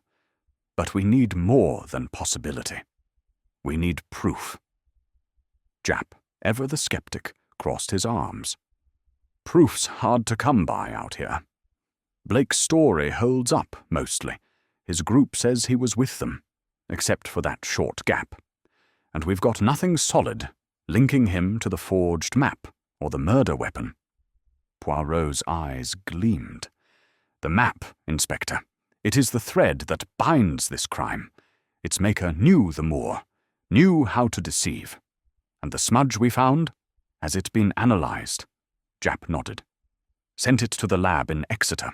Early results say it's not a fingerprint, but some kind of oil. Maybe from handling tools or machinery. Doesn't match anything on Harrow's body. Oil, Poirot mused, his mind racing. A curious detail. A guide like Blake, he works with his hands, perhaps with tools. We must search his belongings, his lodgings. If he hides a secret, it will not stay hidden from Hercule Poirot. They left the archive, the night air sharp and cold, the moor stretching into darkness beyond the village lights. Poirot's thoughts were a whirl of connections. Jeremiah Blake's trial, the stone markers, Harrow's notebook, and Thomas Blake's guarded demeanor. The guide's knowledge of the moor was undeniable. But was it the knowledge of a killer? As they approached the inn, Poirot paused, his gaze fixed on the distant tors, their silhouettes like silent watchers. The smuggler's secret, it lives still, he said softly. Monsieur Harrow found it, or came too close, and someone, perhaps Monsieur Blake, ensured he would carry it to his grave. Hastings, ever loyal, ventured a question. What's next, Poirot? Do we confront Blake again? No, Hastings, Poirot replied, his voice firm. We observe, we gather. The moor, it is vast, but the truth, it is small, precise. We will find the stones that guard the way, and they will lead us to the killer. Japp grunted, his breath visible in the cold air. I hope you're right, Poirot. This case is as slippery as the mud out there. But if Blake's our man, we'll need more than old ledgers to pin him down. Poirot's smile was serene, unyielding. The little grey cells, Inspector. They are never wrong. Come, mes amis. The night is young, and the truth, it waits for us. As they entered the inn, the warmth of the fire did little to dispel the chill of the mystery. Poirot's mind was a beacon, cutting through the shadows of Dartmoor, determined to uncover the smuggler's secret that had claimed a life, and would soon claim its reckoning. Chapter 8. The trap is set. The Dartmoor night was a tapestry of shadows, the moon half hidden behind scudding clouds, casting an uncertain light over the rugged landscape. Hercule Poirot stood outside the village inn, his overcoat buttoned tightly against the biting wind, his eyes fixed on the distant tors that loomed like silent giants. Captain Hastings, ever faithful, shivered beside him, his breath visible in the chill air. Inspector Japp, his face set with determination, adjusted his scarf and glanced at Poirot, awaiting the detective's next move. Mon ami, Poirot said, his voice low but carrying the weight of certainty. "The time for observation is past. Now we act. The killer, he is close, and the Moor. It will betray him if we are clever." Hastings rubbed his hands together, his enthusiasm tempered by the cold. "A trap, Poirot? You're going to flush out the murderer? But how? We've got 3 suspects, and none of them's cracked yet." Poirot's moustache twitched, a glint of mischief in his green eyes. "The trap, Hastings. It is not for the suspects alone, but for the truth. We will create a moment of pressure, a moment where the guilty cannot resist revealing themselves. The map, the notebook, the stones, they all point to a secret, and that secret, it is guarded by one who kills to keep it hidden." Japp, his pragmatism warring with his trust in Poirot, leaned closer. "What's the plan, then? We've got Blake, Carver, and Lang under watch, but we can't hold them forever without evidence. The locals are getting restless, and the chief's breathing down my neck." Poirot's smile was serene, his hands clasped behind his back. "The plan, Inspector, is simple yet precise. We announce that Hercule Poirot has deciphered the forged map, that I have found the true path it conceals, a path leading to the smuggler's secret. I will declare my intention to follow this path at dawn, alone. The killer, he will not resist the urge to act, to protect what he hides." Hastings blinked, alarmed. "Alone, Poirot? That's madness. The killer's already bashed one man's head in. You can't just wander off into the moor like a sitting duck." Poirot's chuckle was soft, almost indulgent. "Mon cher Hastings, you underestimate the little grey cells. I will not be alone, nor will I be a duck, sitting or otherwise. You and Inspector Japp, with your men, will be hidden, watching. The killer will come, and we will catch him in the act." Japp nodded, though his expression was sceptical. "Risky, Poirot, but I've seen your tricks work before. Where do we set this up? And how do we spread the word without tipping our hand?" Poirot gestured toward the inn, where lamplight spilled from the windows, illuminating the faces of villagers and hikers gathered within. "We return to the inn, Inspector. There, in the presence of our suspects, I will make my announcement, casually, as if sharing a confidence. The killer, he will hear, and he will act. As for the place, it must be near the outcrop where Monsieur Harrow died, a place familiar to our quarry, a place where secrets are kept." They entered the inn, the warmth of the fire a stark contrast to the moor's chill. The common room was crowded, the air thick with the murmur of voices and the clink of glasses. Thomas Blake sat at a corner table, his weathered face set in a scowl as he nursed a pint. Emily Carver, pale and withdrawn, sat near the hearth, her shawl drawn tight around her shoulders. Victor Lang leaned against the bar, his sharp eyes scanning the room, his expression as unreadable as ever. Poirot, with the air of a man about to deliver a performance, moved to the center of the room, raising his voice just enough to carry. "Mesdames et messieurs," he began, his French accent lending an air of authority. "I have news of great import. The map found in the hand of the unfortunate Monsieur Harrow. It is no mere forgery. Hercule Poirot has uncovered its true purpose. It conceals a path, a hidden way, leading to a secret long buried on this moor. Tomorrow, at dawn, I shall follow this path to its end." A hush fell over the room, the villagers' eyes wide with curiosity, the suspect's reactions varied but telling. Blake's hand tightened on his glass, his jaw clenching. Emily's gaze darted to Poirot, her lips parting as if to speak. then closing in silence. Lang's smile was faint, almost mocking, but his eyes narrowed, a flicker of unease passing through them. Hastings, playing his part, feigned surprise.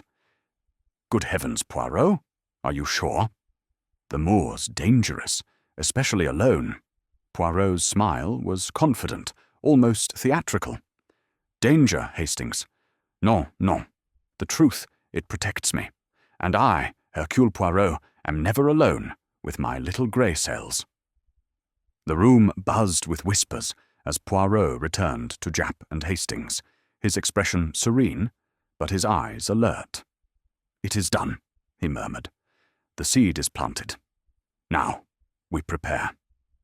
That night, under the cover of darkness, Japp's men took positions around the rocky outcrop where Harrow had died. The spot was secluded, a natural amphitheatre of stone and heather, perfect for an ambush. Poirot, Hastings, and Japp hid behind a cluster of boulders, their breath shallow to avoid detection. The moon, now clear of the clouds, cast a pale light, illuminating the path that wound toward the outcrop. Hours passed, the cold seeping into their bones. Hastings shifted, whispering, "What if no one comes, Poirot? What if we've got it wrong?" "Patience, mon ami," Poirot replied, his voice barely audible. "The guilty, they cannot resist the bait. The secret, it is their weakness." A rustle broke the silence, faint but deliberate. Poirot's hand tightened on Hastings' arm, signaling him to stay still. A figure emerged from the shadows, moving with the stealth of one accustomed to the moor's terrain. It was Thomas Blake, his wiry frame unmistakable, a heavy sack slung over his shoulder. He paused by a boulder, glancing around, then knelt, his hands working quickly to uncover a hidden crevice in the rock. Japp's men, hidden nearby, sprang into action, their lanterns flaring as they surrounded Blake. "Stay where you are," Japp barked, his revolver drawn. Blake froze, his face a mask of fury and fear, the sack falling to the ground with a dull thud. Poirot stepped forward, his voice calm but commanding. "Monsieur Blake, you have come to protect your secret, have you not? What lies in that sack, I wonder?" Blake's eyes darted to the crevice, then back to Poirot. "It's nothing. Just supplies, tools, things I store out here." Japp's men opened the sack, revealing a collection of artifacts, ancient pottery, carved stones, and a glint of gold. Japp's whistle was low. "Stolen goods, Blake. Smuggled, just like your grandfather's day. Harrow found out, didn't he?" Blake's shoulders slumped, his voice breaking. "I didn't mean to kill him. He was poking around, asking about the old roots. He found this crevice, saw what I was hiding. He was going to tell everyone. Ruin me." Poirot's gaze was unyielding. "So you forged the map, lured him to this place, and struck him down." "The map, it was to make his death seem an accident, oui?" Blake nodded, his face crumpling. "I panicked. I didn't want to lose everything." Japp signaled his men to cuff Blake, who offered no resistance. Poirot turned to Hastings, his expression one of quiet triumph. "The trap, mon ami. It has sprung. The smuggler's secret is no more." As Blake was led away, the moor seemed to exhale, its shadows retreating under the moon's light. Poirot's little grey cells had prevailed, unravelling the thread that bound a killer to his crime. Chapter 9. The Confession. The village hall of Ashburton, a stout building of grey stone, stood as a sombre backdrop to the unfolding drama.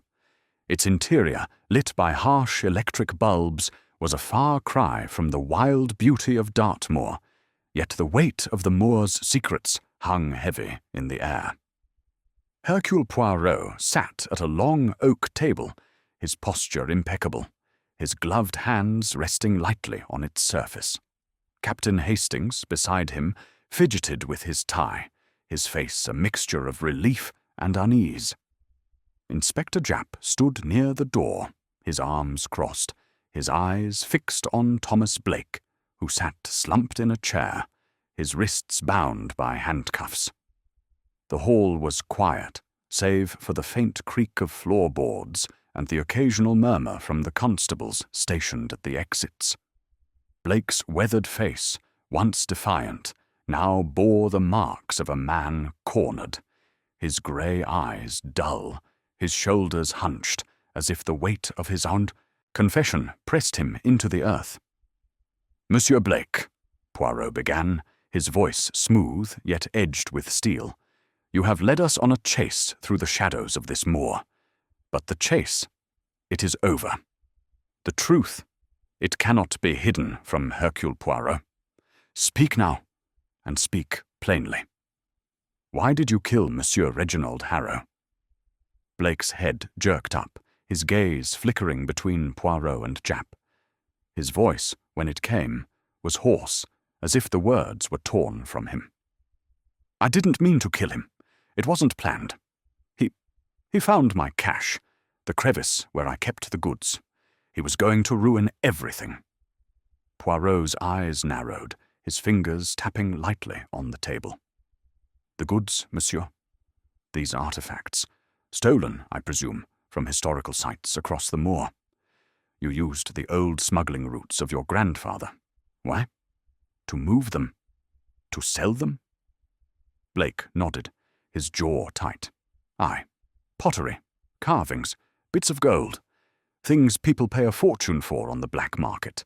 The moor's full of them, hidden in places only a few know. My grandfather's stories. They told me where to look. I've been at it for years. Small jobs. Nothing big. Kept it quiet." Japp stepped forward, his notebook open. "Quiet enough to kill for, though. Harrow was on to you, wasn't he? What happened that morning?" Blake's hands clenched, the cuffs clinking softly. "Harrow was nosy, kept asking about the old paths, poking into things he shouldn't. That night before, I saw him near the outcrop, sketching, taking notes. I knew he was close to finding the crevice. I couldn't let him expose me." Poirot leaned forward, his voice soft but unrelenting. "So you forged the map, Monsieur Blake. A clever deception, to lead him to that lonely place. You drew it to seem a mistake, a false path, so his death would appear an accident. Is this not so?" Blake's shoulders sagged further, his voice barely audible. "Yes, I drew it that night after he went to bed, copied his style from his notebook, but made the paths wrong, leading to a spot I knew was hidden, easy to reach but out of sight. I slipped it into his pack before dawn, when he was getting ready. Told him I'd found a map that might interest him. He was eager, didn't question it." Hastings, unable to contain himself, interjected. "Good Lord, Blake, you lured him out there to kill him, just to keep your smuggling quiet?" Blake's eyes flashed with a mix of guilt and defiance. "I didn't plan to kill him. I just wanted to scare him off, make him think the paths were too dangerous. But when he got there, he started talking about the crevice, saying he'd found it, that he'd tell the authorities. I panicked, picked up a rock, hit him once. He fell, didn't move. I didn't mean for him to die." Poirot's gaze was unyielding, his voice calm but piercing. "And the map, monsieur. You placed it in his hand, folded, to complete the story of a lost hiker. Misled by a false path.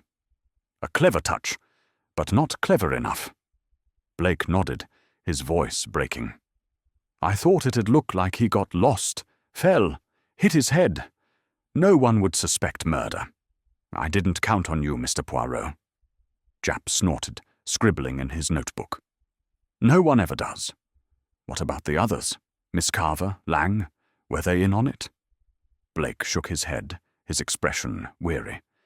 Emily knew nothing. Harrow kept her in the dark, said it was safer. She's just grieving. Nothing more. Lang. He saw me once, near the crevice, a week before. I paid him to keep quiet, gave him a few quid to look the other way. He's no killer, just a drifter who knows how to keep his mouth shut. Poirot's fingers steepled, his mind sifting through Blake's words. Monsieur Lang, he accepted your money, yet he lingered on the moor. Why, I wonder. To watch you, perhaps, or to seek his own gain. Blake shrugged, his energy spent. I don't know. He's a strange one, always sketching, always watching. But he didn't know about Harrow. Not till after.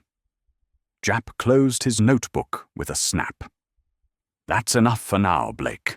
You're under arrest for the murder of Reginald Harrow and trafficking stolen goods.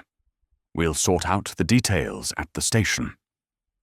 As the constables led Blake away, his footsteps heavy on the wooden floor, Poirot turned to Hastings, his expression one of quiet satisfaction. The confession, mon ami, it is the final piece, but it is not the end. The truth, it is clear, yet there are shadows still to be explored. Hastings frowned, puzzled. Shadows? Blake's admitted everything, Poirot. The map, the murder, the smuggling. It all fits. What's left? Poirot's smile was enigmatic. The heart, Hastings, the heart of Mademoiselle Carver, the motives of Monsieur Lang. They are not yet fully revealed. Blake's guilt, it is certain, but the ripples of this crime, they touch others. We must ensure no thread remains untied. Japp, overhearing, grunted. You're never satisfied, are you, Poirot? We've got our man. The evidence, the motive. Case closed, as far as I'm concerned. Poirot's eyes twinkled. Closed, Inspector? Perhaps. But Hercule Poirot, he doesn't rest until every corner of the truth is illuminated. Tomorrow, we speak to Mademoiselle Carver and Monsieur Lang once more. Their stories, they must align with Blake's confession. As they stepped out into the night, the moor stretched before them, its secrets now partially unveiled. The air was crisp, the stars sharp above, and Poirot's mind, ever restless, turned to the final threads of the mystery, determined to weave them into a tapestry of absolute truth. Chapter 10. The Final Pieces. The morning sun broke over Dartmoor, its golden rays piercing the last wisps of mist that clung to the heather and tors. The village of Ashburton stirred slowly, its stone cottages bathed in a light that seemed to promise clarity after days of shadow. Hercule Poirot stood once more on the trailhead where Reginald Harrow had set out on his final journey, his overcoat pristine despite the moor's relentless damp. His green eyes, sharp as ever, surveyed the rolling landscape, as if the moor itself might yield one final secret. Captain Hastings at his side adjusted his cap, his face a mix of relief and lingering curiosity. Inspector Japp, his notebook tucked away, stood with a rare air of satisfaction, the weight of a solved case lightening his step. Mon ami, Poirot said, his voice clear in the crisp morning air. The puzzle, it is nearly complete. Monsieur Blake has confessed. The smuggler's secret is revealed. Yet the picture, it is not whole until every piece is in its place. Hastings glanced at the trail, its path now familiar, yet still ominous. You mean Carver and Lang, Poirot? Blake said they weren't involved, but you're not convinced, are you? Poirot's moustache twitched, a faint smile beneath it. Convinced, Hastings? No, non. The confession of a guilty man, it is a light that illuminates. but it also casts shadows. Mademoiselle Carver's grief, Monsieur Lang's silence, they must be examined, lest a hidden truth slips through our fingers. Jap, catching the tail of their conversation, joined them, his boots crunching on the gravel. "You're a hard man to please, Poirot. We've got Blake dead to rights, murder, smuggling, the forged map. What more do you want? Carver's just a grieving friend, and Lang's a drifter who took a bribe to keep quiet." Poirot's gaze was distant, fixed on a tor rising in the distance. "What more, Inspector?" "The truth, entire and unblemished. Monsieur Blake killed to protect his secret. Oui. But why did Mademoiselle Carver not sense her friend's danger? And Monsieur Lang, why linger on this moor, accepting money yet watching from the shadows? These are the final pieces, and Hercule Poirot will not rest until they are set." They returned to the village inn, where Emily Carver awaited in the same small parlour where Poirot had first questioned her. The room, with its faded prints and worn furniture, felt smaller now, as if the weight of the case pressed against its walls. Emily sat by the window, her shawl draped loosely, her face pale but composed. The silver bracelet with her and Harrow's initials glinted faintly on her wrist, a quiet reminder of loss. "Mademoiselle Carver," Poirot began, his tone gentle yet probing, "Monsieur Blake has confessed to the murder of your friend. He lured Monsieur Harrow to his death with a forged map to protect a smuggling operation. Yet I must ask, did you truly know nothing of Reginald's discoveries?" Emily's eyes widened, her hands clasping the bracelet. "Nothing, Mr. Poirot. Reginald was so secretive about his research. He said it was safer if I didn't know. I thought he was just being dramatic." Her voice trembled, but her gaze held steady. Poirot leaned forward, his eyes searching hers. "And yet, mademoiselle, you were his closest friend. He gave you this bracelet, a symbol of your bond. Did he never hint at danger, at someone he feared?"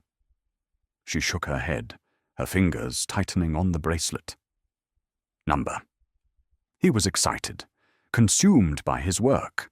He talked about the moor's history, the old smuggling routes, but never about fear.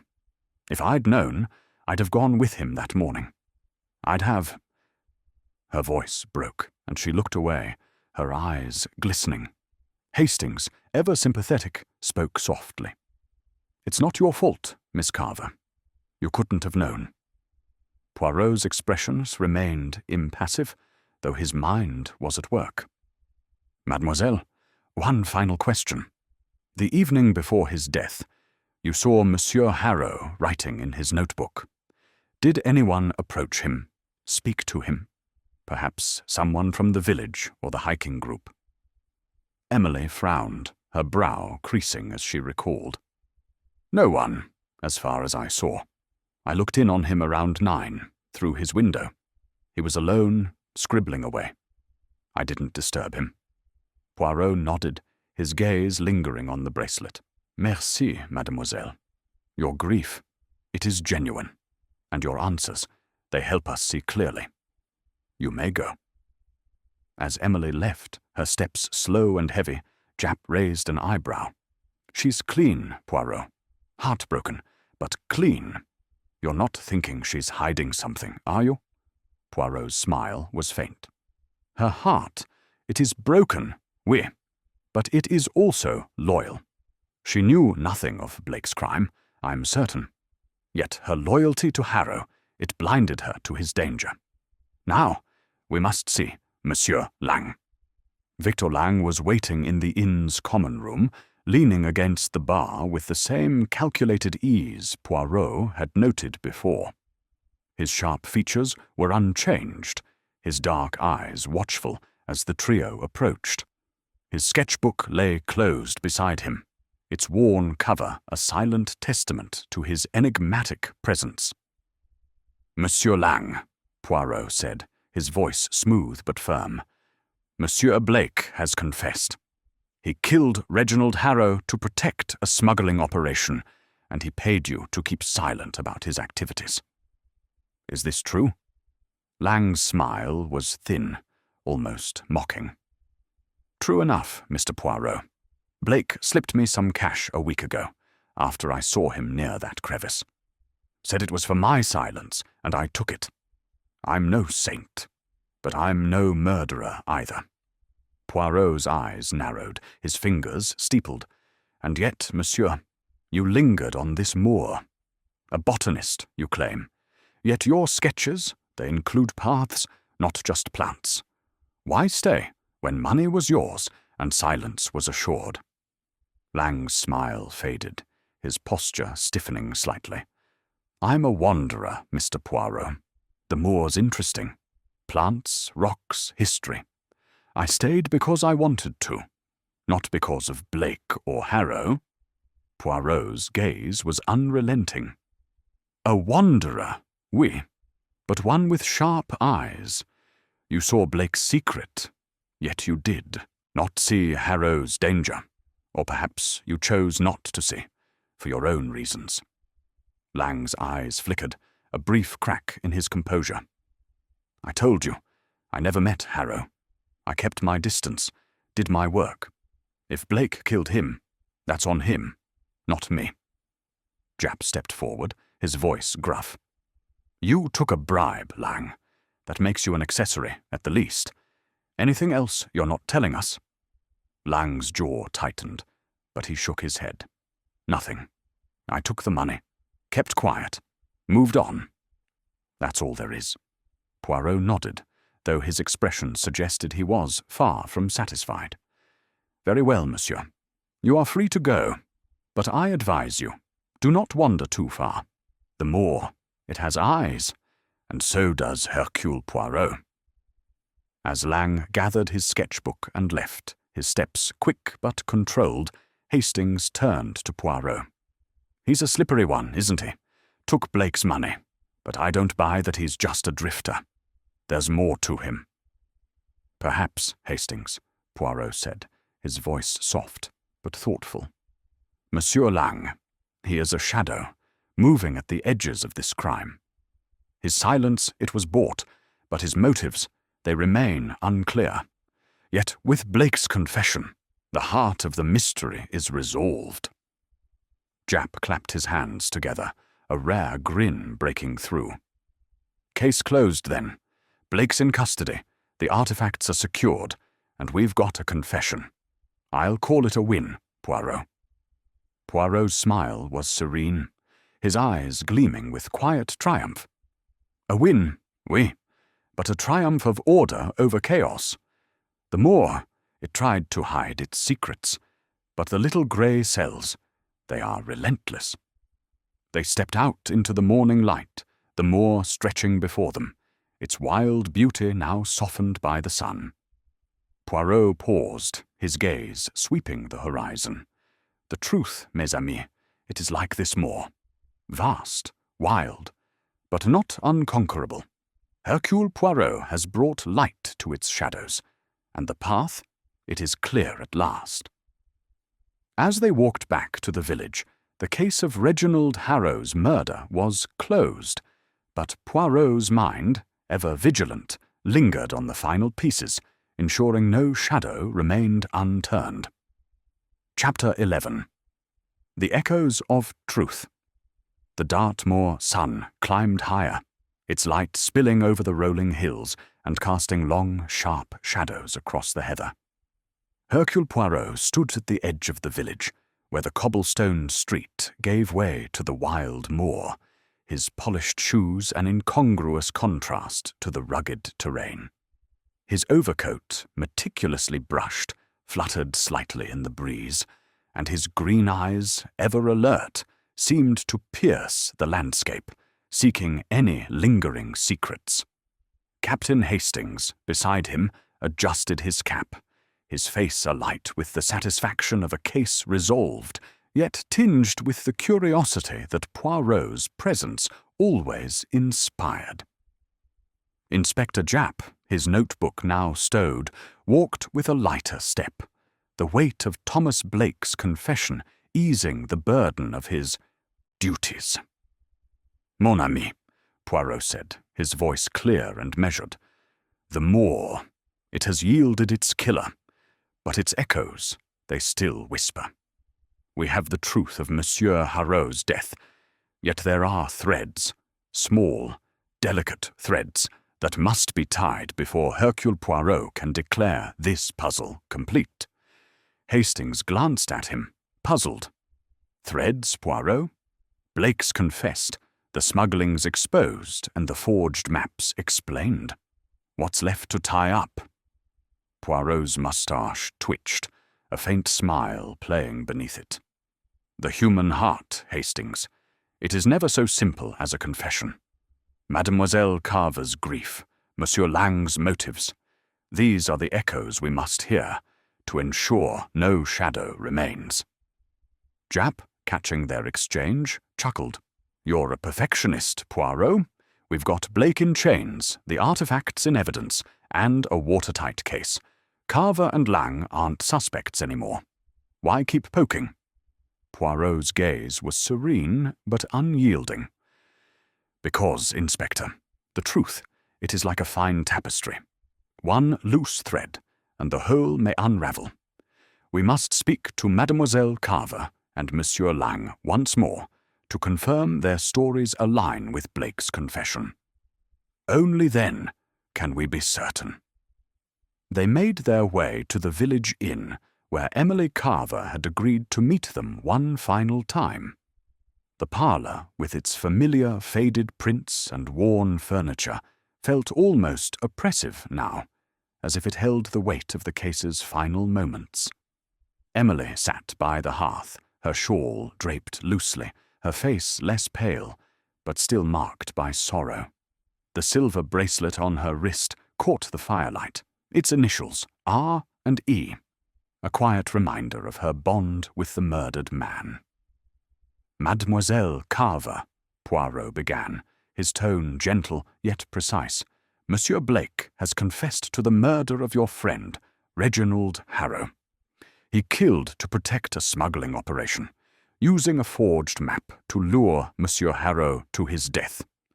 You have told us you knew nothing of his research, but I must ask, did you ever sense in your heart that Reginald was in danger?"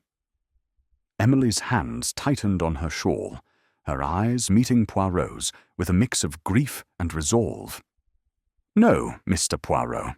Reginald was so absorbed in his work, so excited about the moor's secrets. He never spoke of fear, only of discovery. If I'd known, I'd have stayed with him, protected him."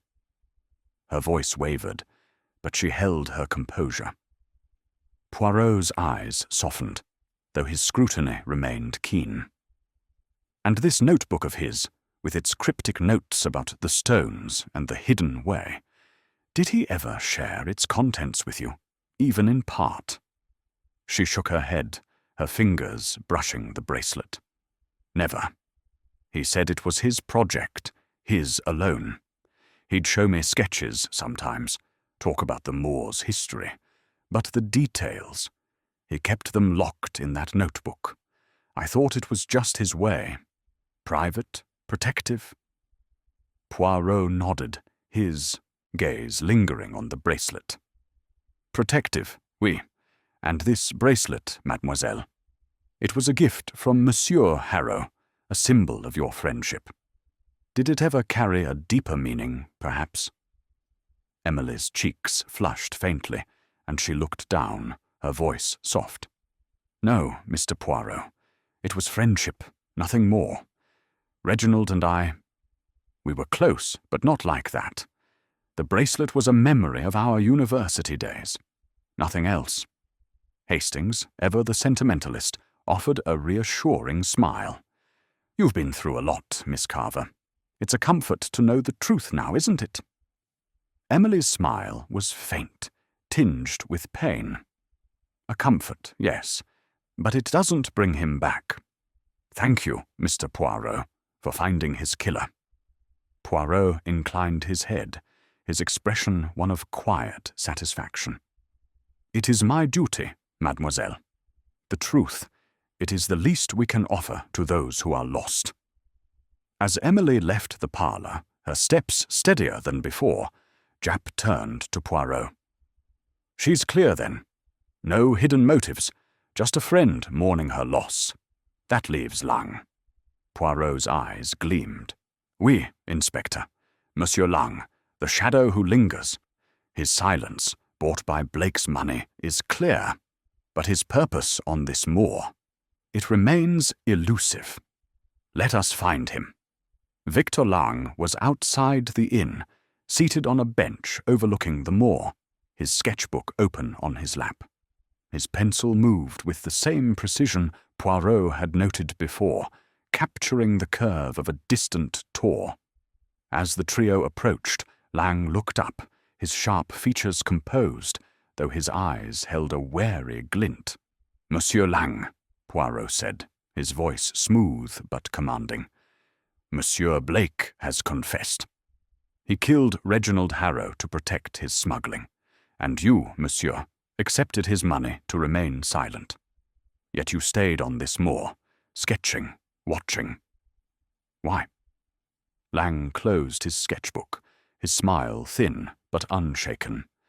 "I told you, Mr. Poirot, I'm a botanist, an observer. The moor's full of rare plants, and I'm not one to rush off. Blake's money was a bonus, not my reason for being here." Poirot's eyebrow arched, his tone deceptively mild. "A bonus, monsieur. Yet your sketches, they include paths, lines that suggest more than plants. Were you perhaps seeking the same secrets as Monsieur Harrow?" Lang's smile faltered, but he recovered quickly. "I sketch what I see. Plants, rocks, the lay of the land. If I drew a path, it's because it was there. I had no interest in Harrow's research or Blake's schemes." Japp, his patience thinning, stepped forward. "You took a bribe, Lang. That makes you complicit, even if you didn't swing the rock. Anything else you're holding back?"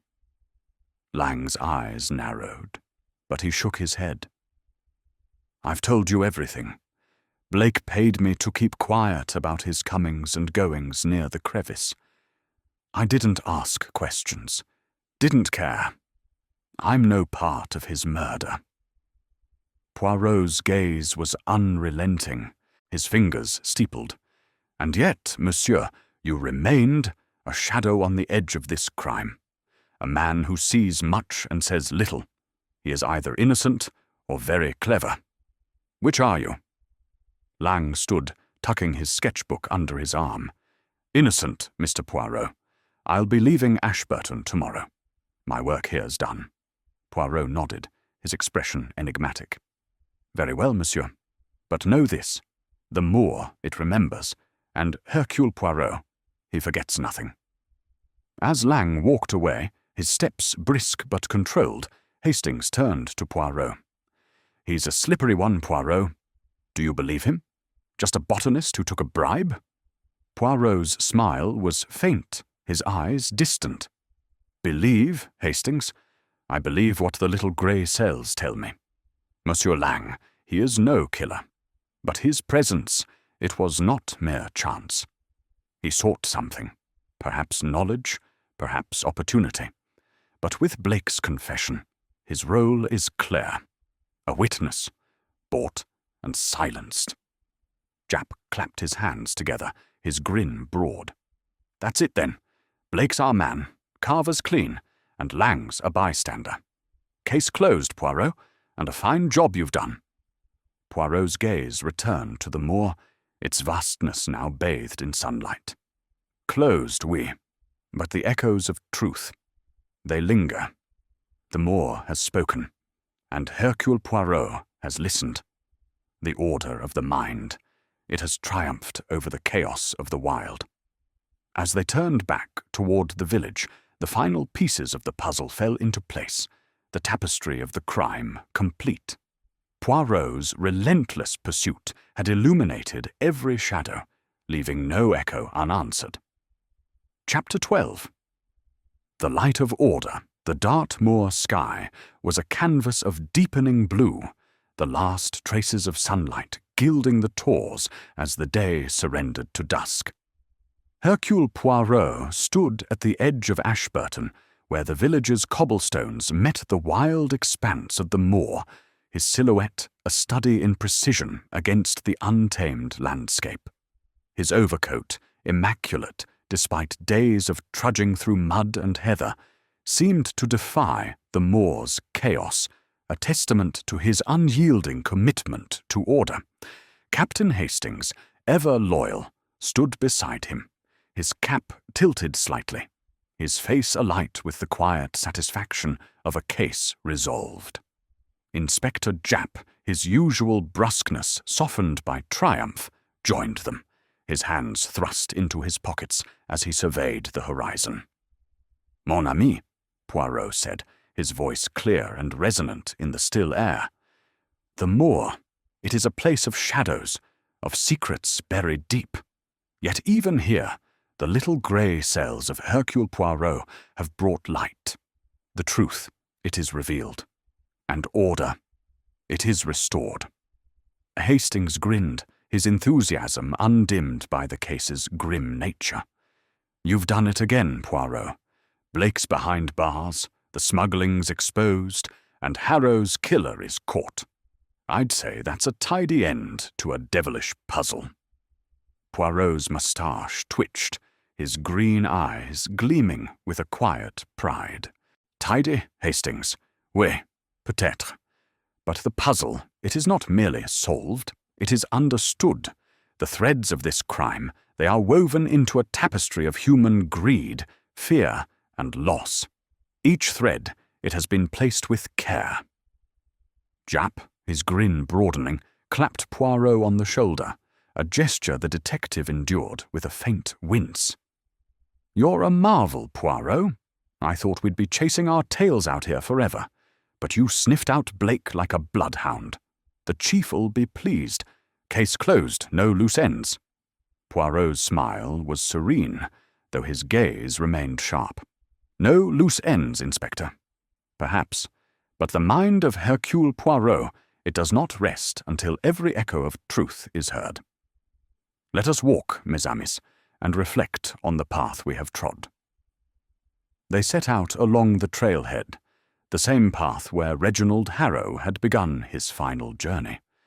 The moor stretched before them, its heather and gorse softened by the fading light, its tors standing like silent sentinels. The air was crisp, carrying the faint scent of peat, and the silence was broken only by the crunch of their steps and the distant call of a curlew. Poirot's voice, when he spoke, was soft but deliberate. This case, it began with a map that lied, yet told a truth.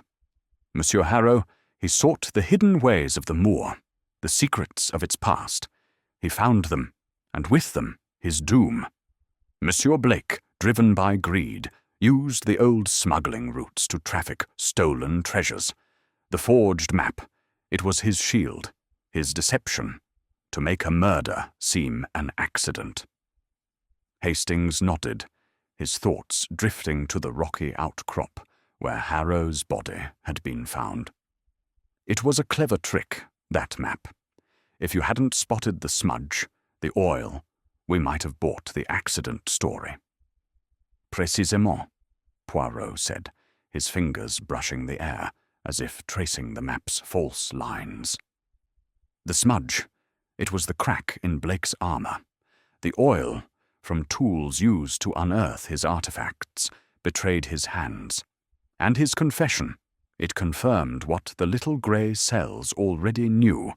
The moor, it hides, but it cannot deceive Hercule Poirot. Japp, walking a step behind, chuckled. "And that trap of yours, pure genius, announcing you'd follow the map's path, knowing Blake would panic and show himself. I'll admit I had my doubts, but you played him like a fiddle." Poirot's smile was modest, though his eyes sparkled. "The guilty, Inspector. They are predictable. Their secrets, they weigh heavy, and a nudge, a suggestion of exposure, is enough to make them act. Blake could not resist checking his hidden cache, and so he fell into our hands." They paused at a rise overlooking the moor, the outcrop where Harrow had died, visible in the distance. Hastings, his mood sobering, ventured a question. "What about Emily Carver, Poirot? Her grief seemed real, but you kept pressing her. Did you suspect her at all?" Poirot's gaze softened, his voice thoughtful. "Mademoiselle Carver, her sorrow was genuine, Hastings. Her love for Monsieur Harrow, it was the love of friendship, deep and true. Yet her blindness to his danger, it puzzled me. She saw him as a dreamer, not a man in peril. Her answers, they were honest, but they reminded us that even the closest heart can miss the truth." "And Lang?" Japp asked, his tone curious. "He took Blake's money, kept quiet about the smuggling. You think he was just a bystander?" Poirot's eyes narrowed, his mind turning over the enigmatic stranger. "Monsieur Lang, he is a shadow, Inspector. A man who sees much and says little. His sketches, they hinted at paths, at knowledge of the moor's secrets. He took Blake's bribe, yes, but his presence here, it was not mere chance. Perhaps he sought his own gain, or perhaps he simply watched, waiting for opportunity. But he is no killer, and his role, it ends with Blake's confession." Hastings rubbed his chin, his brow furrowed. "It's a bit unsettling, isn't it? Lang just walks away, and Carver's left to mourn. Blake's the only one who pays." Poirot's smile was faint, almost melancholy. "The world, Hastings, it is not always just. But the truth, it is our justice. Monsieur Blake will face the law for his crime, and Mademoiselle Carver, she will carry her grief, but also the knowledge that her friend's killer is caught. As for Monsieur Lang, he will wander, but he cannot escape the weight of his silence." They turned back toward the village, the moor now cloaked in twilight, its mysteries laid bare by Poirot's relentless mind. The inn's lights glowed ahead, a beacon of warmth against the gathering dark. As they walked, Poirot's thoughts lingered on the case, its threads now woven into a complete tapestry. The forged map, the smuggler's secret, the blow that ended a life. Each piece, meticulously placed, had led to this moment. Japp, breaking the silence, clapped his hands together. "Well, Poirot, you've done it again. I'll have the paperwork wrapped up by tomorrow, and we'll get Blake to Exeter for trial. Care to join me for a pint before we head back to London?" Poirot's nose wrinkled slightly, his distaste for ale evident. "A tisane, perhaps, Inspector. But I will join you, to celebrate the triumph of order over chaos." Hastings laughed, clapping Poirot on the back. "You never change, old chap. A tisane on the moor. Only you could pull that off." Poirot's eyes twinkled, his voice serene. "The moor, it is wild, Hastings, but the mind of Hercule Poirot, it is a beacon of light. Come, mes amis. The case is closed, and the path, it is clear." As they entered the inn, the warmth enveloping them, the moor stood silent behind, its secrets no longer hidden. Poirot's little grey cells had prevailed, bringing light to the shadowed path and leaving no echo unanswered.